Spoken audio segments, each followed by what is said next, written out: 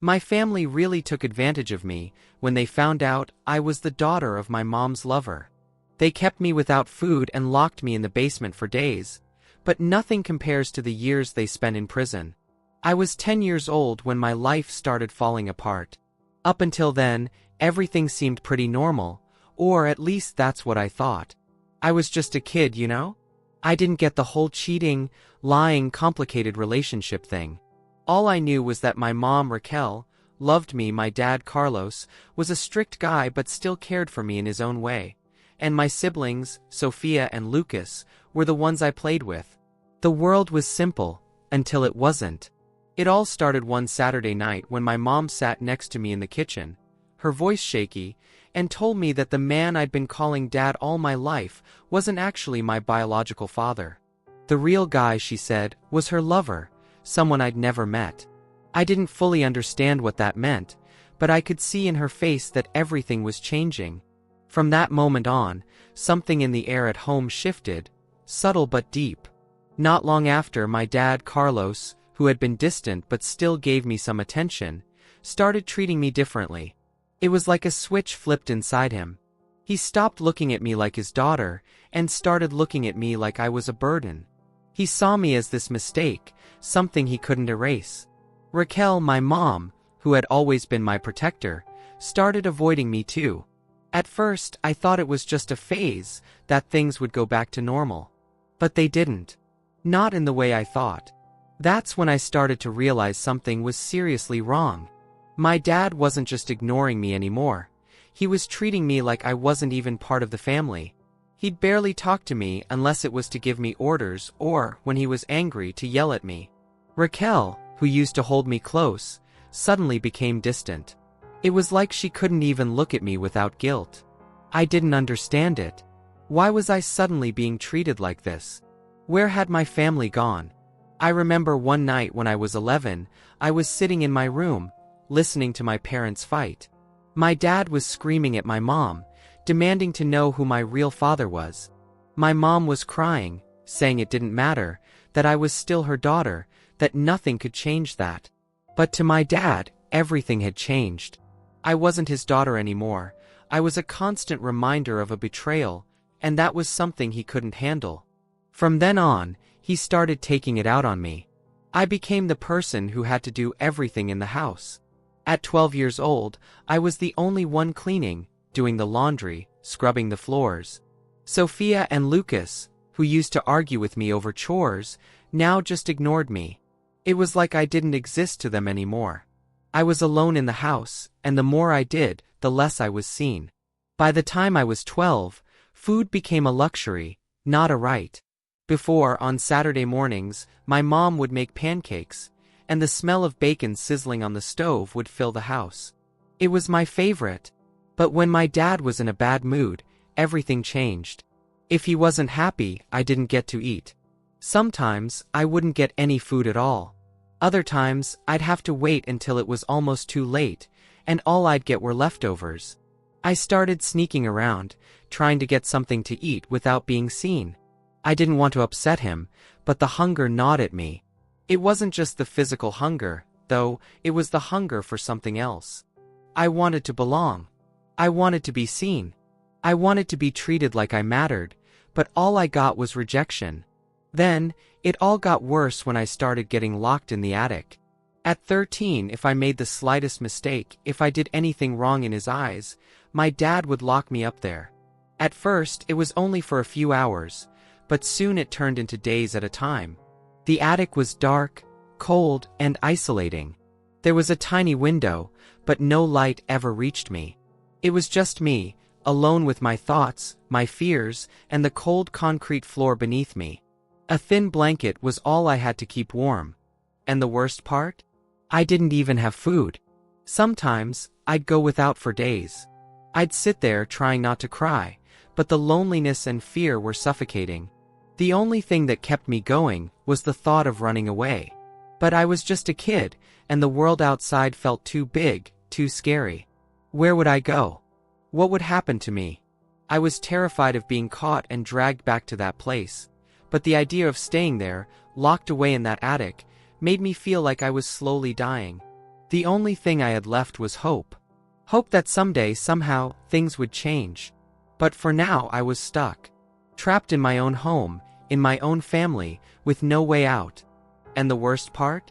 I didn't even know if I wanted to escape. Would things really be better if I left? I wasn't sure. But I knew one thing, I couldn't stay. I couldn't keep living like this. Something had to change. At 15, the day I knew my life was about to change finally arrived. I was at home like usual doing my chores. I spent my days washing dishes, sweeping the floor, and trying not to be noticed too much. I knew that any wrong move could send me back to violence, and this time, I wasn't having any of it. I just wanted things to stop happening this way, but the truth was, I had no control over anything. Everything felt out of control, and that day, things escalated into something I never imagined could happen. I was washing the dishes as I always did, when a glass slipped from my hand and shattered on the floor. The sound of it breaking seemed to echo through the house. I froze for a moment, waiting for what would happen next. I knew it wasn't a big deal, but I also knew that in my house, even a small mistake could mean severe punishment. Before I could apologize, before I could even try to explain, my dad, Carlos, appeared out of nowhere and grabbed me by the arms. He threw me to the floor with such force that it made my head spin, and then the shouting started. He yelled at me, calling me useless, saying I couldn't do anything right. I knew what would come next: the blows, the abuse, the humiliation. But this time, I didn't stay quiet. Something inside me snapped. I didn't want to be that child anymore, that shadow who hid to avoid the worst. I got up with all the pain and fear I was feeling, and shouted back. I said it wasn't my fault, that I hadn't asked to be born. I said the blame was on my mom, Raquel, that she was the one who made all of this happen, that she was the one who brought this into my life. The words came out of me with a strength I never knew I had. And in that moment, it felt like the entire house froze. The silence was brief, but then everything exploded into a violence I never imagined I'd be able to endure. It was like my dad, my mom, and my brothers turned into monsters. They attacked me from every side. My dad punched me in the stomach, my mom dragged me by the hair, and my brothers, who had always been cruel, were involved too. I was on the floor trying to protect myself, but it was like they wouldn't stop. The pain was unbearable. They hit me hard, pulled my hair, kicked me, like I was nothing more than a punching bag. I didn't know what to do. The only thought that crossed my mind was that I might not survive this. I was bleeding, hurt, with my ribs aching with every breath. My bones felt like they were breaking from the beating. It was in that moment, between punches and slaps, that something inside me completely broke. Not just physically, but emotionally. I decided I couldn't take it anymore. I wasn't going to wait for another blow, I wasn't going to wait for the next humiliation. I couldn't live in that nightmare anymore. I wasn't going to be that helpless girl forever. I ran. I ran out of the house with no direction, not knowing where I was going. I didn't think. I just ran. I wanted to be away from them, away from the pain, away from those people who called themselves my family, but treated me like I was nothing. I didn't know where I was going, but I knew I had to get out of there. On the street, I stumbled and fell, my legs weak from so much fear and pain. I was bleeding, my eyes swollen from crying. Some neighbors saw me. They helped me, grabbed me by the arm, and took me to the sidewalk. I could barely breathe. They called an ambulance, and soon I was being taken to the hospital. It was there, in the hospital, between the nurses' shouts and the bandages being applied, that reality finally hit me. I was out of the house. I was free, but I knew that didn't mean my fight was over. In that moment, I realized my life was at risk, that the pain I felt wouldn't be the last, but I also knew something inside me had changed. I finally had the courage to fight, to keep going. I had survived that nightmare, and now I had a chance to start over. The Child Protection Services arrived soon after. They removed everyone from my family from the house, took me out of that hell. My parents were arrested. I was finally out of there, but the relief didn't last long. The foster care system, with its promises of protection, was far from the solution to my problems. The truth was, I was alone, and I knew the next few years wouldn't be easy.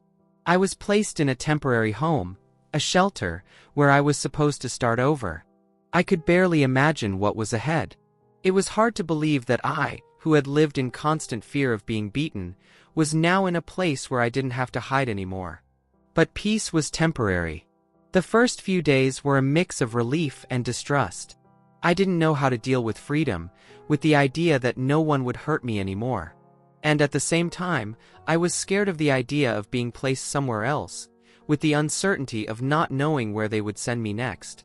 My brothers managed to escape more serious charges. They were still in the system, but far from me. I didn't know how I felt about that. Part of me still missed having my family, but the other part knew it was impossible to go back. My life had changed forever. From then on, everything got harder. The process of rebuilding my life felt like walking through a minefield, full of challenges and obstacles. But I knew I couldn't give up. What else could I do? I was far from my home, far from the people who destroyed me. Now it was time to rebuild. But in a system that felt more like a trap than a solution, the fight was just beginning. I just didn't know yet how tough the battle would be to have a dignified life. The first years after being taken from home were a mix of relief and distrust. I knew I wasn't in the house where the threats and abuse happened anymore, but something inside me couldn't relax. I couldn't forget, and that feeling of insecurity never left me. When I was placed in my first foster home, Margaret's house, I thought I was finally in a safe place. Margaret was an older woman, and her health was declining, which made the environment somewhat peaceful but distant. She had other foster children, but she seemed more like an absent maternal figure. The house had a routine, a certain care, but it wasn't what I expected from a family. I didn't feel warmth or emotional support. It was more like a place where I was being taken care of out of obligation, not affection. Margaret, due to her fragile health, couldn't give me the attention I needed, and soon, the house was deemed unsuitable for housing children. When I was transferred to John and Lisa's house, I really thought it might be different. They were younger and seemed to have a more positive energy. At first, it seemed like they genuinely wanted to take care of me. But soon, I realized it was all a facade. John and Lisa were just people who wanted the government check, not an adopted daughter. I was just a burden to them. They gave me food and a room to sleep in, but there was no affection. There were no questions about how I was doing, no attempts to get to know me or include me. They treated me like an inconvenience. If I talked too much or did anything out of place, I immediately felt the weight of their silence suffocating me. They didn't care. On some level, I started to understand that they weren't there to be parents, but just to fulfill a contract. The worst, however, was yet to come when I was placed in David and Jaren's house. They were a middle-aged couple who, to the Child Protection Services, seemed like a safe and structured choice. I should have been happy about the change, but when I got there, the discomfort was instant. The house was perfect, but cold. Almost everything was controlled. When I ate, what I wore.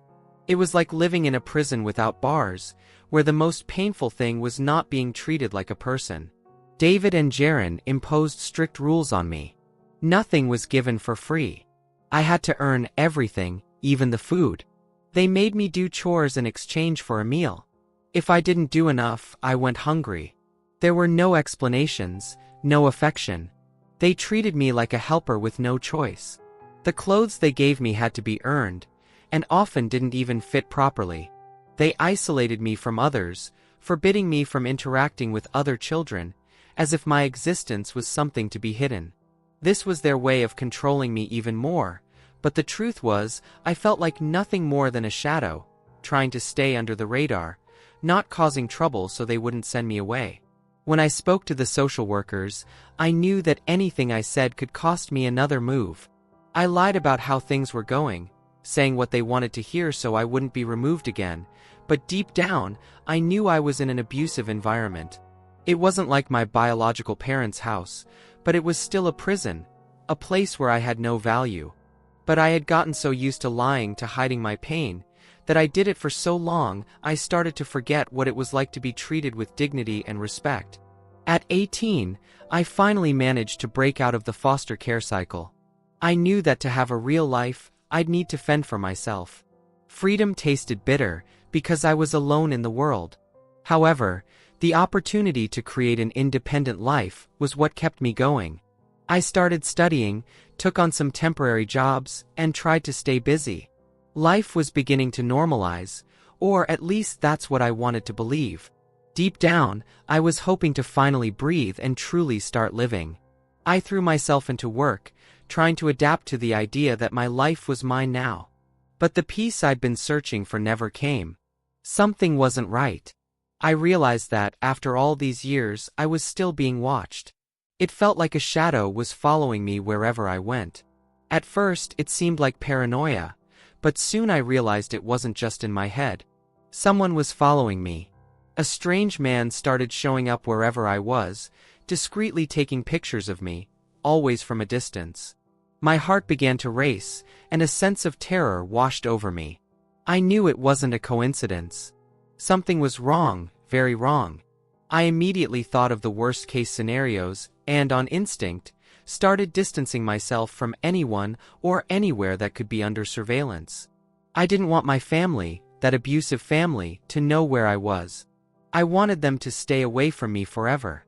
I remembered how much I'd hidden from my old life and how, despite all my attempts to protect myself, my family always seemed to find a way to reach me. I wasn't sure who was following me or why, but I knew that danger was never really far away. I finally did what anyone would do when their life is threatened. I sought help. I started looking for support and taking steps to protect my identity. If it was my family looking for me, I wanted to be prepared for anything. I didn't know if they were back or if someone else was hunting me, but what I knew for sure was that the nightmare might be just beginning again. After the visit from the man who had been taking pictures of me, my life became a whirlwind of fear and uncertainty. I knew my old family was trying to find me again, and that terrified me. I needed to act. I rushed to the police and tried to renew the restraining order against my family, hoping that, finally, I could find some peace. But the response I received was a cold shower. The police told me there was not enough evidence to justify a new order. They couldn't do anything without more proof that I was in imminent danger. That destabilized me, and for a moment, I felt powerless, as if all my efforts had been in vain. But something inside me refused to give up. I knew what I was feeling. That sense of being watched, of not being able to trust anyone, haunted me day and night. I wasn't going to ignore my instincts. With that in mind, I decided to take more drastic measures. I installed cameras in my house. I stayed vigilant, taking extreme precautions, making sure nothing was left to chance. I knew that if my family really was trying to get close, I'd need proof to protect myself. The feeling of being observed never left me, and the cameras were my way of fighting that fear. Every move I made was now recorded, and although I felt safer, the paranoia still consumed me. A few months later, my worst fears came true. One day when I got home, I noticed someone at the door. It wasn't just anyone. It was one of my brothers, Lucas. He was standing there, with such a familiar, but at the same time terrifying look. He said he was there to fix things, to try to reconcile, to convince me that the family had changed and that our father, Carlos, wanted to apologize for everything that had happened. He seemed so genuine, trying to look like the brother I had always known, but instead of easing my heart, he left me in shock. That attempt at manipulation made me relive all the nightmares of the past. I remembered everything. The abuse, the humiliations, the nights locked in the attic, the beatings. All of that came flooding back. I knew that behind the words of reconciliation, there was an attempt to put me back under their control, to make me return to that toxic family. I couldn't let that happen. With a trembling voice full of anger, I confronted him and ordered Lucas to leave. I recorded everything he said, everything, because I knew he wasn't there for a good reason. I told him that if he didn't leave immediately, I would take him to the police. Those words came out with such clarity, as if I had finally regained control of my life. He hesitated for a moment, as if he wanted to argue more, but realized there was no space for that. Then, without another word, he turned and left. He still gave me one last look, but I was completely immune to his manipulations. When the door closed, I collapsed in the chair, exhausted and drained. What had just happened left me even more scared, but also more determined. I wasn't going to let anyone play with my freedom anymore. After that confrontation, I made the decision I knew I had to make. To sever ties with the past once and for all. I knew the only way to rebuild my life was to completely distance myself from the people who had caused me so much harm. I packed my bags, found a new place to live, and left to start over. The process wasn't easy. The memories of the years I spent in abuse didn't disappear overnight. But I knew that the only way forward was to cut those ties completely. With the support of the few friends I had made along the way, I finally managed to get a legally valid restraining order against my family. That gave me a little more peace, but I knew the battle wasn't completely won. Even with the restraining order, I couldn't ignore the fear that my family might try to take revenge or force me back into the old patterns. The feeling of vulnerability was still there, like a shadow. But something inside me was stronger now. I knew nothing could destroy me anymore. Life in my new place was a roller coaster. The fear still accompanied me, and the work to keep my life normal was hard, but I felt a freedom I hadn't experienced in a long time. I was finally living for myself. I learned to appreciate the little things. The comfort of a warm cup of coffee in the morning, the sense of peace knowing no one was watching me. The truth is, every day, I felt more in control of my own story. Now, with the support of true friends and finally free from the weight of the past, I knew I had accomplished something I never thought possible. Freedom. Not just physical freedom, but emotional and mental freedom. I was ready for whatever came my way. The road ahead would be difficult, and maybe I'd still need to look over my shoulder from time to time. But for the first time, I wasn't afraid. I knew that, no matter how challenging it got, nothing could stop me now. I had overcome the impossible, and nothing would make me go back. My story wasn't over yet, but I was determined to write the next chapter with the courage I always knew I had within me. Now, more than ever, my life was mine, and I wouldn't let anyone steal it again.